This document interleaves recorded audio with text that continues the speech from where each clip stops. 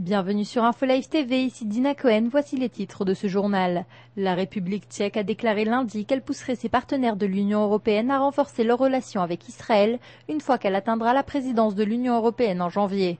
Le ministre des Affaires étrangères tchèque Karel Schwarzenberg a affirmé que malgré le fait que certains États de l'Union européenne désapprouvent le renforcement de leurs relations avec Israël et affirment que ce rapprochement n'est pas nécessaire ni souhaitable, il est de leur intention de commencer les discussions. Depuis le mois de juin, l'Union européenne et Israël ont étudié les différents moyens de subvention pour qu'Israël ait un meilleur accès à l'immense marché européen ainsi qu'un rôle dans une série de groupes consultatifs de l'Union. Cependant, l'approfondissement des échanges politiques et sécuritaires ont besoin de l'appui unanime de l'ensemble des 27 États de l'Union européenne.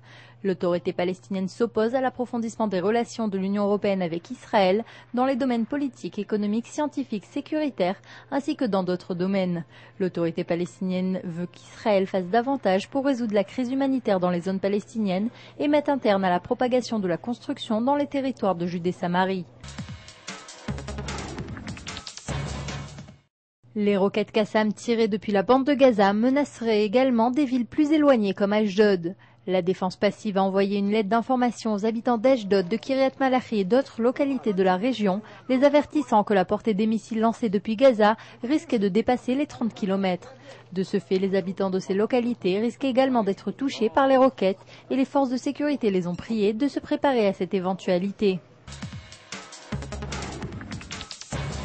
Bien que le gouvernement israélien ait approuvé la libération de 230 prisonniers palestiniens à l'occasion de la fête du sacrifice qui commence ce lundi, celle-ci a été repoussée d'une semaine.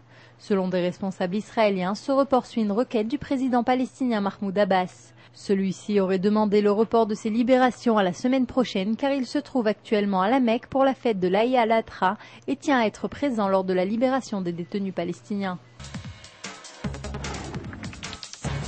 4 heures après l'ouverture des bureaux de vote pour le scrutin des élections primaires du Likoud, uniquement 10,3% des 99 000 membres du parti se sont rendus aux urnes. Le leader du Likoud, Binyamin Netanyahou, ainsi que sa femme Sarah se sont rendus au bureau de vote du Palais des Congrès de Jérusalem. En raison de divers problèmes techniques de communication dans la capitale, le vote a été prolongé au-delà de 23 heures ce lundi soir et les premiers résultats seront publiés dans la nuit. L'Association internationale du documentaire a nommé Valse avec Bachir meilleur long-métrage documentaire de l'année.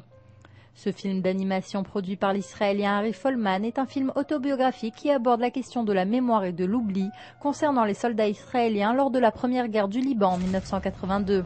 2 jours plus tôt, le film a également remporté un Oscar au European Film Academy Award pour la musique du film composée par Max Richter. C'est la fin de ce journal, merci de l'avoir suivi sur InfoLive TV, la première télévision israélienne qui diffuse en 4 langues depuis Jérusalem.